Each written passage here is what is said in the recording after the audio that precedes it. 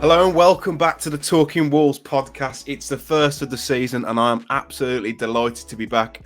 I'm joined by two familiar faces. First off, we've got the main man himself, Dave Azzopardi. Dave, how you been, mate? Very well, Matt. Looking forward to it. Looking forward to pre-season, which obviously we're going to be talking about. So, yeah, keeping well. Thank you, mate. Good. And of course, we're joined by now another Talking Wolves regular. It's Jord. Jord, how you doing, fella? Yeah, I'm all good, mate. All good. Looking forward to the season. And me. We thought we'd get our heads together for this podcast. But, we still got just under a month now until the Premier League season commences. But pre-season is fast approaching. Wolves are already in Alicante at the minute on their pre-season tour. They've got 3 games out there. We're actually going out there next week. Well, Dave and I are going out there next week to do some content and have a little bit of fun. We're actually stopping in Benidorm. So that should be fun. And of course, we'll be doing content whilst we're out there. So we'll keep you all updated. But we thought we'd put our heads together to almost preview pre-season. I know we've had a couple of games behind closed doors against Forest Green and Burnley, but this is where it really starts to hot up. So, Dave, how important is pre-season for a squad? Like, is it a chance to trial new things? Is it about building fitness? Do results matter? I don't think results matter so much. I think it's all about getting your fitness and your sharpness up, and also giving the opportunity to some younger players, which I think we'll talk about obviously later on in the podcast as well. But some fringe players, some 23s players. This is the ideal opportunity for them to really sort of stamp their mark on this team. And we know Wolves is a small squad. We're even smaller now as it stands. So there's a good chance for some of these 23s players to come in and show what they can do. Same with some of the players that have come back off loan, such as Morgan, such as Connor Ronan. But yeah, results don't matter so much. I thought last season was okay, but we lost to flipping Crew last year. So it's not all about results, although we have started off quite brightly. But especially if Bruno wants to switch to a back four, which there's rumours that he is. Obviously, this is the ideal time to do it because when Nuno wanted to do it, we didn't really have a pre-season. So this could be a big pre-season for us. It could. It'd be good to see Bruno with another full pre-season under his belt, and hopefully with a few more players who he's identified to fit his system. Jord, are you a man who's fussed about results in pre-season? Not really. I think it all comes down to, like I say, especially if the transition to a 5 to a 4 is going to happen. You want the teething problems now than like the start or the mid of the season when you try and do it. So for me, not so much. I'm really intrigued to see how we go with it. Obviously, we've heard like reports about what's happened behind closed doors and the systems and the formations, but not actually being able to physically see it or watch it. So I'm really interested to try and watch it on some streams. Obviously, unfortunately, out there. I'm out in Italy for some work business, so I'll try and get it on the iPad and watch it out there. But yeah, I think it isn't that important, but you don't want to go in.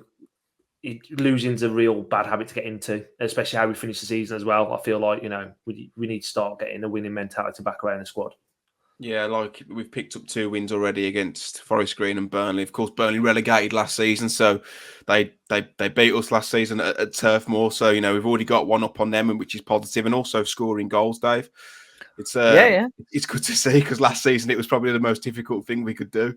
Yeah, and that bodes well. If that's an effect of us moving to a back four, that would be great. I think the next 2 weeks are going to be obviously a much better indication on that because 1, we're actually going to be able to see the games, and 2, you'd argue that we're playing against slightly tougher opposition. So I am intrigued to see how it goes. I think we'll see a mixture of both back 4 and back 5, and it's going to be up to Bruno and his team to decide which one he thinks is going to work best. I think it's good to have both combinations, obviously, but we saw, especially under Nuno as well, when we did switch to the back 4, we looked so much better going forward. I think the key for Bruno is to just play the back 4, but tighten up the defensive line. But yeah, scoring more goals as football fans, we know we saw price per goal last season cropping up because and with the prices of tickets going up, which has obviously been a talking point this week as well. Scoring goals is only a good thing. It is. George, do you think he already knows that he wants to go and play at a back 4 for the majority of the season? And if so, do you think he already knows who his back 4 is going to be? Because that seems to be the big question, doesn't it? And everyone's already writing Conor Cody off. Yeah, I think definitely you could see that's what we wanted to do last year. And like I say, I think I know I've mentioned it, and it's probably mentioned on other podcasts and other people's opinions. How we didn't get any points out of those first 3 games last season playing a back 4, I'll never know. I think that's obviously his preferred system and formation, and I think he probably realises now that, well, we played a back 5 for most of the season and we ended out on a whimper. I think he'd rather actually play his style of system, his style of football, and go out swinging in terms of, to try and get results. I think back 4 for me is definitely the way forward. I think he probably doesn't know. I think getting Nathan Collins through the door is a brilliant bit of business. I think he definitely will be probably the first. Well, for me, should be probably the first centre back on the team sheet. And I think that there is a bit of a myth and around Conor Cody playing in the back 4. For me personally, I don't think he can do it. But until you actually see it, I don't think you can completely write him off. And I definitely don't want to be one of these people or even give them oxygen to even start suggesting we try and shoehorn him in like a 4 or do not say it, because No, absolutely not. It's like he wasn't good enough to play centre midfield for Wolves in the Championship in a squad. So what he's going to be supplementing Neves and Moutinho at any point? If it's time for him to not be a regular starter, then that's fine for me. But don't try and shoehorn him in anywhere. Do you not think Jordy could sit in between Neves and Moutinho, in How do between you the remove defensive people line? from this stream? How do I get it out? I think he could sit in between the defensive line and the midfield. I think people are desperate to shoehorn him in, but I think that's almost testament to him as a character, because they're desperate to get him into that team purely for his organisational skills.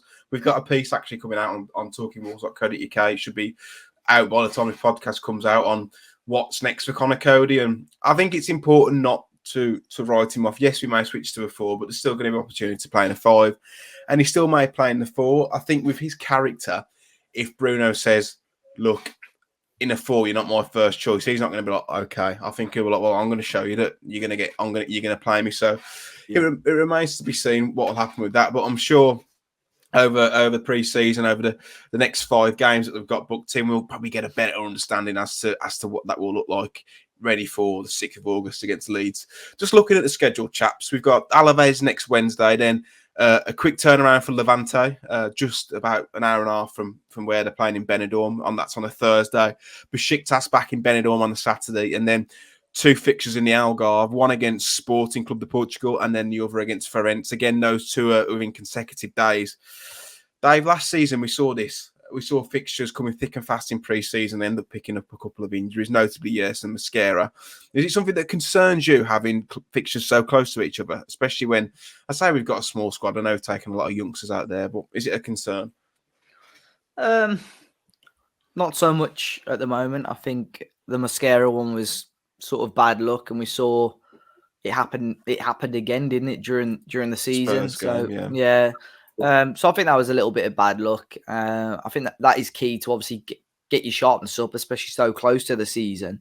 There's going to be different 11s for both 45. So if you're playing 45 one day, 45 the next day, in theory, you should be able to cope with it. It's not anything that particularly can overly concerns me. I think it's a norm, really, nowadays in modern football. And Jord, looking at those opponents, are you happy with the quality of opposition that Wolves will be facing? I mean, Sporting are a good side. I mean, we only faced Besiktas in Europa League a couple of years ago. Alaves and Levante, well-established clubs in Spain. There's some good oppositions there, in my opinion. Yeah, it's a good test, and I think again it's that. Like I say, with the games coming so thick and fast, it might even be the fact of we end up throwing 1 or 2 of those. And what I mean by that is we might, you want to build. You can't just be playing 45s and then someone end up playing 90 at Leeds. You might see that the fact that we play like. I think the Sporting Lisbon game is probably where you're going to see closest to what our first 11 will be for that Leeds game. Yeah. And then on the the following day you might see some of the youngsters and stuff. I just think it's a good test of opposition. Long gone are the days of going over to Ireland and playing Cork, Bohemians and Shamrock and coming back and getting the season started with Mick. So no, it's a testament to where we have come as a club in the last few years. In terms of that, that we're demanding and playing this sort of stature of opposition, I think, in pre-season. Yeah, I think the Sporting one, they're probably the pick of the opposition. And for the Wolves fans who are travelling out there, and I know there's quite a lot travelling to Benidorm and of course, going out to the Algarve, it'll be Wolves fans' first chance to see Mateus Nunes in the flesh. But of course, in a Sporting shirt and not a Wolves shirt because he doesn't want to join sunny Wolverhampton. And you know what? You can't blame him, but that's for another podcast. Looking at the squad, Dave, quite a big squad that they've taken out. If you look at the youngsters and the fringe players who've gone out there, some notable omissions from the squad: Patrick Catrone, Leo Bonatini, Fabio Silva, and one that surprised me was Bruno Jordão. How do you feel about him being told, according to the Express and Star, that he's surplus to requirements? I'm surprised because, as we know, central midfield is an area that Wolves aren't overly, haven't got a huge depth in. Bruno when he was loaned out last year to Grasshoppers, Bruno said it was mainly to try and get his sharpness and fitness up again ahead of this season. But I think it's clear now that he's not in the plans, which did surprise me. I think he's been a little bit unfortunate with injuries. When I've seen him in glimpses, he's looked okay. The Reading game in the Carabao Cup, which I think most of us will remember a couple of years ago now, he was decent in. As was the likes of Shabani, who's obviously left as well. So I'm surprised to see him not even included. And then obviously you've got the likes of Catrone, who had his hair cut on, when was it, Tuesday? And as far as we're aware, he was meant to be going then. I think it must have been a last-minute thing for Catrone because the barber even said, hope you enjoy Spain, and he's not on the plane. So I go back to Valencia. Yeah.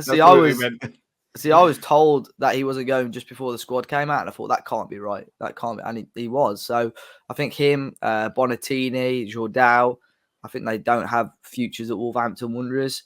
Catrone, it's a weird one because when he was back training and stuff, when we saw him get the assist against Burnley, part of me, and I think a lot of people will, part of you was warming to the idea of maybe just giving him another opportunity. But I think if Silva goes and Catrone's obviously not staying, another striker has got to be inbound. Got to be en route. Absolutely. And Catrone, from what we gather, is still living at the Mount, isn't he? The Mount Hotel. Absolutely. He looked upset, didn't he? You see, there was a picture of him just eating dinner on his own outside the Mount. So, yeah. I mean, you've got to feel for him a little bit because he still doesn't speak great English. I think there's only one person at the club who speaks Italian, and that was one of the cleaners. I know you've got to make an effort to try and settle, which I don't think he probably has by obviously still living out of a hotel and not learning the language. But you have got a feel for him. He's been flung out by his boyhood club for quite a considerable fee at the time, and it just hasn't worked out for him. But the Silva one definitely interests me, Jord. Do you think that a low move is right? It's understood that he's going to Anderlecht, and if he doesn't go there, then he will be going out elsewhere. It's a big risk, isn't it? I thought he might get a good pre-season and challenge Raul. Yeah, I think arguably he had the spells of last season where he was outperforming Raul for me as well. And I know people sort of quick to point in the stats region of how he's performing and if he's a flop or not. And the people who've actually watched him realise there is a bit of a player there. And it's sad for me. I like the fact that we are like saying he's going out on loan for a year, but we're going to extend the contract by a year because it does mean like he's still very much in the long-term plans. But it just scares the life out of me that we're going to let him go or potentially let him go without someone else coming back, back the other way. So I think that having two strikers, for me, I think you need three strikers. And so in fact, we're going down to just Raul, especially on the back of last season, on the back of obviously the horrific injury the season before. I think we're really light up there. It does concern me a bit. So, yeah, I mean, if he goes to Anderlecht, the ideal thing is he goes to Anderlecht, he scores 20, 25 goals, comes back, and yeah, we integrate him back in. But if he goes there or goes elsewhere and doesn't really hit the ground running, he's not worth that 35 million quid anymore that we paid for him, and that's the gamble for me. Yeah, it is a huge gamble, but he seems to be keen on the move, and I do rate that. I know he's got a bit of arrogance about him, but he believes in his own ability, and so he should. He's a good player. and obviously the fee that was paid for him puts a lot of pressure on him, and it's not his fault. So if he does go, and it looks like he will, we wish him all the best, and hopefully he comes back and potentially starts the Wolves, because that's a couple of years away, and Jimenez isn't getting any younger, is he? A few players who have been included: Dave, Hugo Bueno, Lemba Kisa, Joe Hodge, Harvey Griffiths, Chen Campbell, Theo Corbiano, all young players who have done well in the under 23. Some of those have already been out on loan, and one player who's in there who I still think he's about 17 years old, but I think he's 24, which is Connor Ronan, who reportedly he's going to be set to give a chance by Bruno. I was shocked to see that, considering they were valuing at 500k. I don't know. Yeah, you are right. I think the press in Scotland said the 500k thing, and well, for a start, I think that is quite cheap anyway in the current market. But I think we've all known that there's a football player in there. There's a good player in there. I've said it a number of times. I think the way Nuno set up, the way Bruno was set up in the last year, it never suited him as a player. And it's similar to Morgan. I could never see Morgan in a midfield 2, maybe as a 3. And I don't think both Ronan and both Morgan are both almost nippy enough to play on the wing either. So I think he's had to have these loans out. He's been all across Europe, Scotland, Slovakia, all sorts. And he's got the experience now, and he's getting an opportunity. Had a good year in Scotland last year. And yeah, like you said, he'd be given an opportunity. Some of the players seem to like what he's about. I think he's a good set piece taker as well. Saw him whipping the corner for one of the goals against Burnley. So I think that's always a bonus as well. Look, I think there's a lot worse than him that could be sat on our bench for the next season. If you asked me this question 3 weeks ago, I would have been saying no chance. I want somebody better, but if it's true and the players think he's good enough, then give him a chance. I think the next 2 or 3 weeks will definitely show us what he's about. Yeah, because I know a couple of weeks ago, someone put on one of the Wolves pages on Facebook, like he'd put Connor Ronan, like he's they did like a squad depth graph, and I was pissing myself. I was like, surely it hasn't got that bad. But Jord, it looks like he's going to give him a chance, and I'm excited to see what he can do, because the glimpses he's shown, and of course in a poorer team in a poorer division, Man City away, of course he did really well there. He's actually quite a good player, but are we just desperate because we've not got any other signings in, and we're like trying to find positives out of any nook and cranny? I think it is more so out of necessity than Bruno saying he wants him as part of the squad. I can't believe that he's gone. He was at St Mirren last year, wasn't he? I think was it St Mirren? I think. Yes. Yeah. And then you're integrating a guy that you loaned out to St Mirren the season before at 23 into a Premier League squad. It doesn't quite add up for me, but I think he's always had that little bit of potential with him, and I think he made his debut at Sheffield Wednesday away, wasn't it, under Lambert? I think that was right.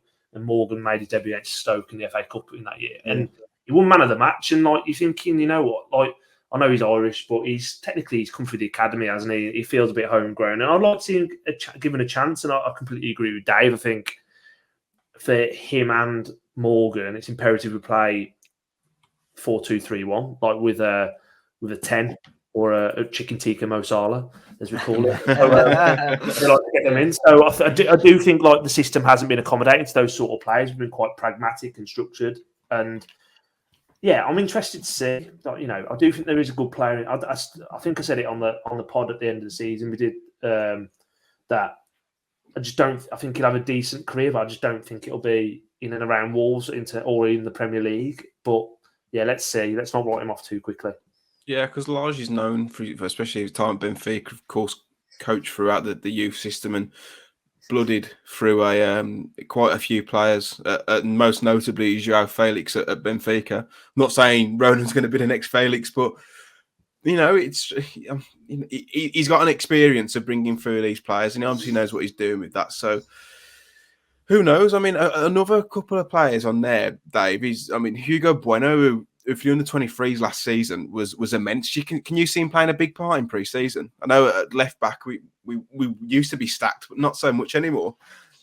Yeah, I think he's going to have a lot of opportunities. He's a very talented player. Did well in the 23s, probably the star player for the 23s last year. Yeah, I think so. I think, right now, because of Keanu Hoover going out on loan, Bender Goods-Boller going back out on loan, we've got 3 wing backs at the moment. Obviously, Johnny can play both sides. So I think Bueno, if he impresses, has got a chance to be in and around the first team a lot more, having him and Aït-Nouri as the left wing back options and Johnny and Nelson Semedo as the right wing back options. So he's a good player. Wolves signed him from Spain as a number 10. So he's good on the ball, and that's what It's we mental, saw. isn't it? I know. Mental, they So signed him as number 10. that's what you can see when he plays. He's so good on the ball. Good left foot, decent right foot as well. Scores goals, and yeah, again, I know we've got very limited footage of the first 2 pre-season games we got, but he was involved and did really well in the Chiquinho goal that we saw against Burnley. So really excited to see what he can do against tougher opposition over the next few weeks. And you talk about the depth in the wide areas there. Of course, at right back you've got Semedo and Johnny. Hoover's gone out on loan, but Semedo's still doing a little bit of rehabilitation after the hamstring injury. We've got Dexter Lambakita who can play right back. Jord, can you see him having a big say in pre-season? He's going to have to, isn't he? Because I think, like I say, there's no other choice really. It's going to be interesting to see how these under-23 step up, because the one that really excites me is Breno. Anytime I've watched anything of the 23s, and I think he's going to be. He looks a real player, and I think that there's a good chance that, because for me, it doesn't feel like Aït-Nouri is. I don't think he's taking his chance under Bruno, and I think the fact that Marcel kept coming in and out, I don't think he's completely sold on him. So it'd be interesting to see how that happens and goes in pre-season. But like I said, for all these young lads, there's a good chance to go out there, make a bit of a statement, and make a bit of a name of yourself. I remember when it was the Asia Trophy a couple of years ago, and like Dion Sanson had a good few games. Everyone thought, he might get integrated in, and I know he ended up going out on loan. But I also think, to add to that as well, it could be quite a big pre-season for someone like Luke Kundle as well, because he had a little bit of experience now in the first team. He's probably seen as a senior player, I guess, in terms of in the Wolves squad and Bruno's eyes as well. And I think there's probably going to be a bit more of an expectancy on him and to play well and perform. And I think that he had some decent flashes when he came into the team. I thought he was excellent at Tottenham away, and I think that for me, it's just exciting to see really what some of these players are doing now they've had the step up. I think because a lot of Kundal's had a taste of that Premier League, that first team experience, he'll want to step up and he'll want to make his mark. To him, he's not one of the youngsters trying to impress. He wants to be in that first team. For me, he's putting pressure on Dendoncker to be that third man, third choice, and he's quite similar to Moutinho in his play. Maybe if Moutinho needs a rest, he'll be saying, I want to play. Another player as well, Dave, and probably on the same kind of seniority as Kundal in that first team, is Chem Campbell. He's played at right wing back, hasn't he, against Burnley? Yeah, so I mean, quickly going back to Kundal as well. I think that he could play slightly more attacking than Moutinho. We saw him. He almost played as a false 9 towards the end of the season for the 23s, and he was getting among the goals quite often. Goal scorer, yeah. Yeah, so I'm not saying he's going to be Raul's backup for argument's sake, but I think if you are going to implement a system where you've got a number 10, and whether Podence, Morgan plays there, I think Kundal can definitely play a role there as well.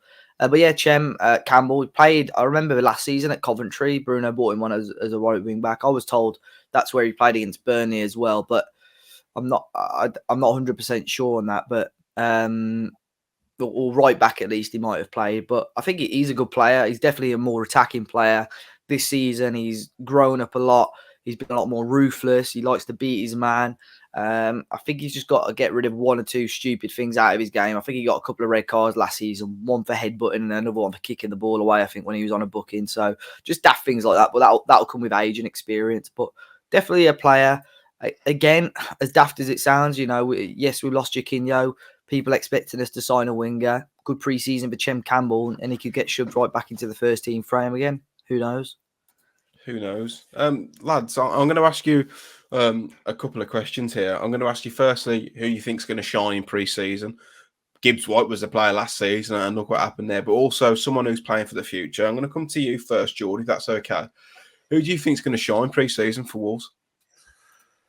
I was thinking about this. I think someone left field who could actually have a decent pre-season, because I think he's going to get some minutes, who we haven't seen a lot of at Wolves, is Sarkic. I think he could. Good shout. He's had New contract as well. new contract. One of my work colleagues is a season ticket holder at Birmingham, and he waxed lyrical about him. And I think it'll be interesting to see. Genuinely, I believe he went out to Birmingham because he wanted first team football.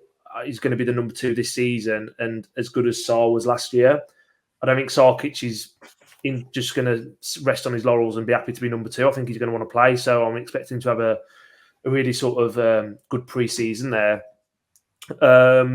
In terms of people like say, playing future, all that sort of stuff.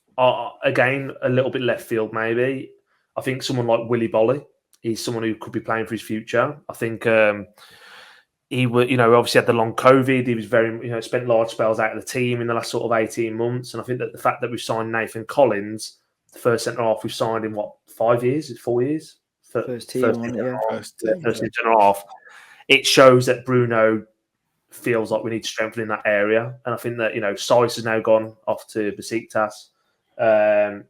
Bolly's probably next. You've probably got Bolly and Cody, but Cody, like we've already touched on, probably got a bit more rope, should I say, than Bolly. I think Willy Bolly's probably someone who's playing for his Wolves future at this stage, and good player, one of the best centre halves I've ever seen in a Wolves shirt at his prime and stuff. But yeah, he's not been the same since he come back from that long COVID stint for me. I don't think he's been quite the same since he had that ankle injury as well. What's that, nearly 3 seasons ago now? He's not been the same. He's had spells where he's looked back to his best, but it's a shame. Really, but some really good answers there, Jord. I wasn't expecting that. Dave, who do you think will shine this year for Wolves in pre-season? I think Morgan again. I think Morgan will be really up for it. I think he's got to show, regardless of whether he wants to stay at Wolves or whether he does want to move away. I think he'll show how good he is.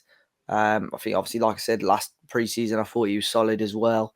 So I think Morgan will be up there.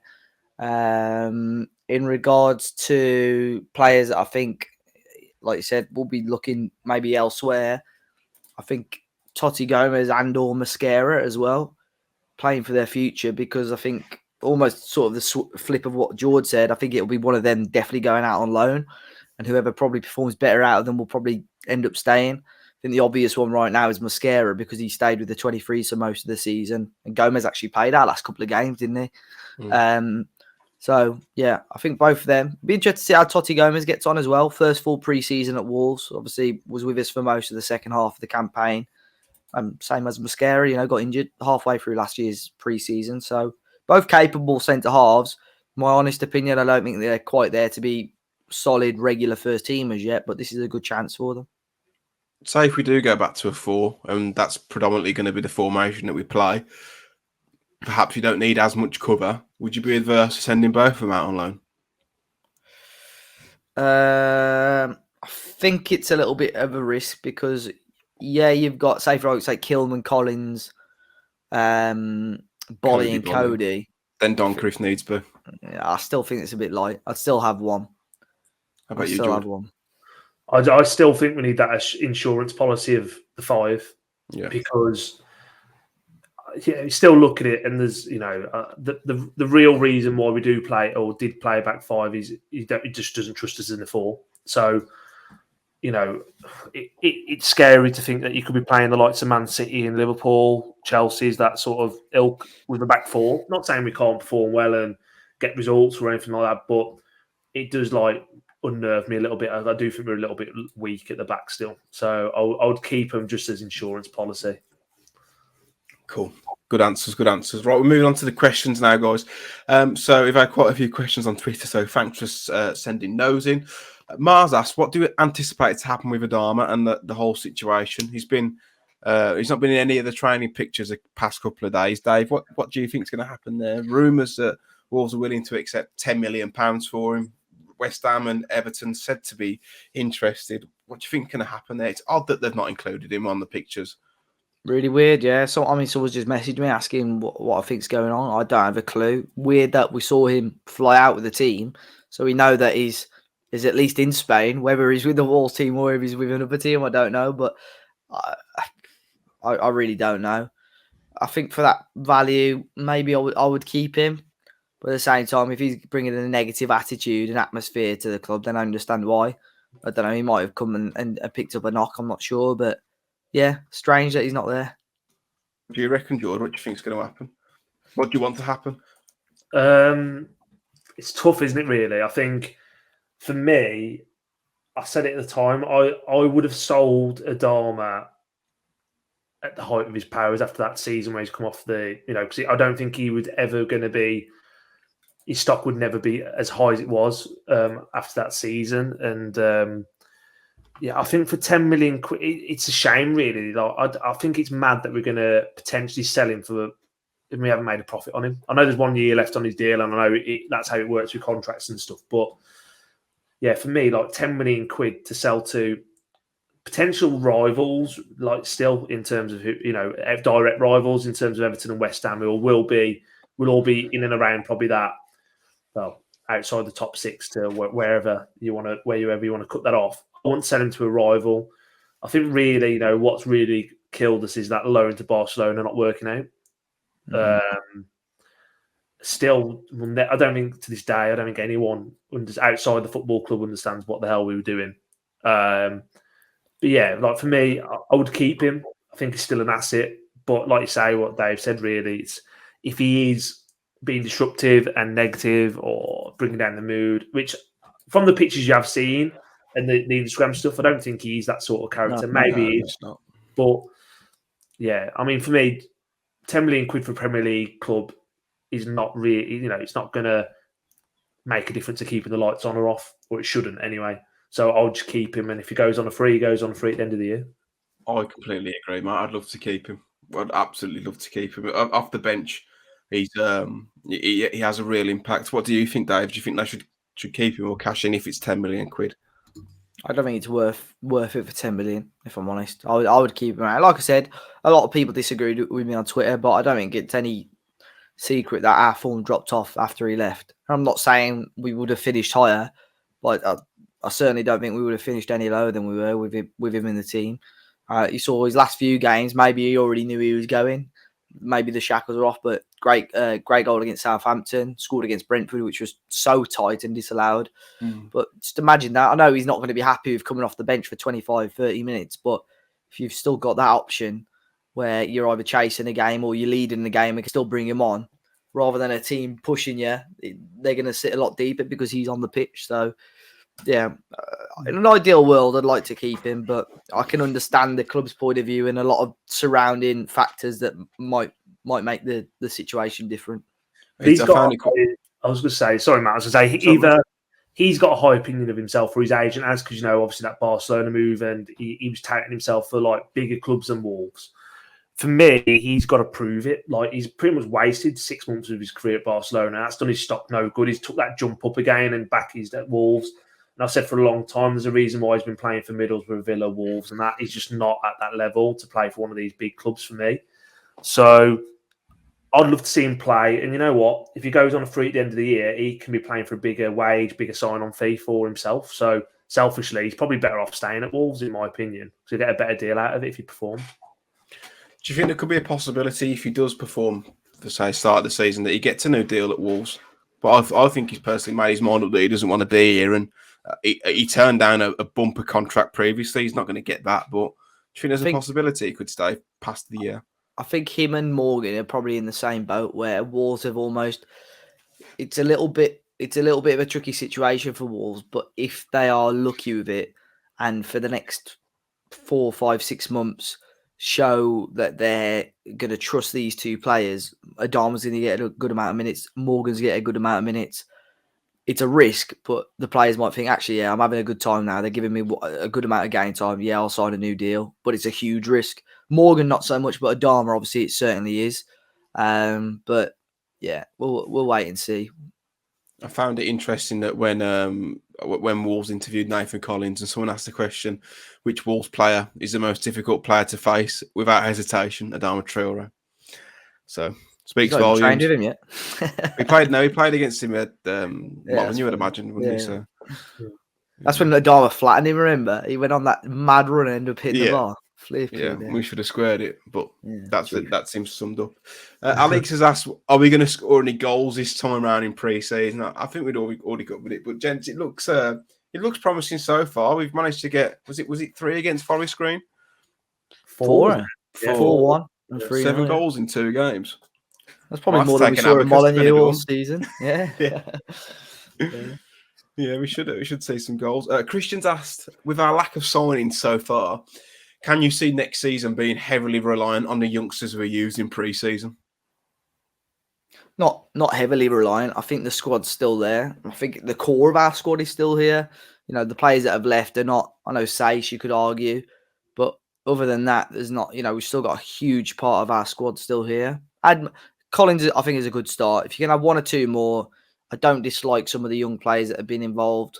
I don't think we're heavily reliant on them. I'm not saying we're not going to use 23s because that's the whole point of your 23 squad. But yeah, ideally, I'd still like to see a few more, especially with the subs going up to 5 subs. I think you want some quality players, almost like, right, if I'm bringing Raul off, I want someone of an equal quality or someone that can offer something completely different to come on. And I don't think we've got that in certain areas at the moment. Jord, what do you reckon? We're going to be using these youngsters in pre-season a lot more in the Premier League? I think it depends on how it goes, right? Like we said with your likes of your Ronans, your Kundals. There's an opportunity there. Like Dave said, there's 5 subs this season. We're going to have to rely on that to get us through some games. I think my only again, I think Collins, like I said, very good sign. It's a good start. Like, it's sort of what everyone's saying is it just feels like we've got a bit stagnant with this core crop of Wolves players. I think the fans are a little bit bored of it. Maybe even the players themselves are a little bit bored with playing with, each other week in, week out. And I think that's my only thing. I do think it needs a freshen up. And I think if you stand still long enough in this division, you get swallowed up eventually. And that's my fear of it all. Standing still in this division is going backwards, if you ask me. You are right about freshening up. It's even as a fan, like seeing the pretty much the same 11 barring a couple of players. It's boring. Like you want to get excited about an unknown quantity, don't you? Want a new player coming in like Collins. Obviously, we've seen him, but I'm really excited to watch him play because I know he offers something different to what we've got at the minute. Yes, him and Kilman are similar in terms of progressive and carrying the ball, but it's exciting, and that's what I want to feel as a Wolves, and I want to feel excited that we're turning a little bit of a page. And yes, we may concede a few more goals, but we're going to have a go, and it's going to be exciting. So hopefully, mate, that is the case, and they get a few more bodies through the door. Kate has asked whether we're going to be live streaming from Benidorm. I'm not too sure yet. We will be doing after 10 p.m. maybe. Yeah, well, she's asked if we're live streaming the bars. We may do a podcast from a bar if a bar in Benidorm will allow us to do so, but I'm not sure whether we'll be going live. We may go live on like a match review or something after the games, but we shall see. But very, very much looking forward to it. And our final question is Benidorm related. And Sean asked, what Factor sun cream will you be using? Dave, what Factor sun cream? I'll ask you as well, Jord, when you're in Italy. So don't worry, you are going to be asking. I sunburn very easily, to be fair. But like we've had this discussion, Matt, not me, you, or you and aren't. We enjoy the sun, but we're not sort of avid sunbathers, are we? So I'll probably go safe with the 50, to be fair. Can still tan, obviously. Can still tan. We just you get your money's worth, don't you? Sort of gloss. Right, we stick it to everything. Get the carrot oil on. That's what I'll have a bit of carrot, 20 SPF with a bit of carrot oil, tanning oil. That's perfect. But I like you said, I enjoy the sun as long as I'm doing stuff in it. Like I could walk for the sunny days. I could like work in the sun. But if I'm just sat there sunbathing, I just get bored and agitated. So, and of course I could sit in the sun and get pissed all day. So that'd be good. Jord, in Italy, what Factor sun cream will you be using? Got to be 50 water play, I think. I'll take it one step further. Get the water play on. Nice. No, I think, I'm there for like 3-4 days. So, you probably go down to maybe you get down to a 20, 30, 20, see what happens. But, So are you working your way down as your tan's topped up? Is that what you're doing? Is that like the strategic plan? Yeah, but I've never heard of that. I'm usually like, to be fair, I'm that like usually pale. I'm pretty much see-through. So you need to make sure you don't burn. But it's you got to work your way down, and like I say, boys, I'm very jealous of you being out in Benidorm, but I can't get it off, unfortunately. No, need to raise the annual leave of your missus about 3 months in advance, mate. I'd put the feelers out. Like, sometime there's going to be. I said, we're going to Germany. She's like, that's fine. And I told her we're going to Benidorm. She's like, told her it's work. She doesn't have son going up with work. She probably thinks I'm flogging boilers out there. So we shall see. But I am very much looking forward to Benidorm. I know you are as well, Dave. And we are going to be doing content out there. Hopefully daily content. Hopefully we're going to do a podcast in the morning and stuff every day. And there may not be a lot to report on in terms of the football, but I'm hoping there's quite a lot to report on in terms of what we've been getting up to. And you may even see some familiar faces. I know that Judah and Liam Keane from the Express and Star are going out there. So who knows? There might be a few features with those guys. But I'm afraid that's all for today. I've enjoyed it. I've enjoyed that we're back and we're firing on all cylinders. So thanks for your time today, guys. Jord, where can people find you should they wish to follow you on socials? On Twitter @JordRus7. Dave, where can people find you? Yeah, Twitter and Instagram, Dave as a party. I am M Cooper Wright on Twitter, Matt Cooper Bites on YouTube, and of course we are Talking Walls across all socials. Don't forget to also look at talkingwalls.co.uk. We've put together a wonderful new content team and we're providing daily insight pieces, features, and all your transfer rumours. I did a piece a couple of days ago where I spoke to the fella who scouted Collins at Stoke City, and there's a real good insight there. I urge you all to go and read that. I really enjoyed doing it. But of course, until next time, don't forget to like the video, subscribe if you're new, and of course let us know in the comments down below if you've got any views on what we've been discussing, and we'll see some of you in Benidorm. But until then, take care.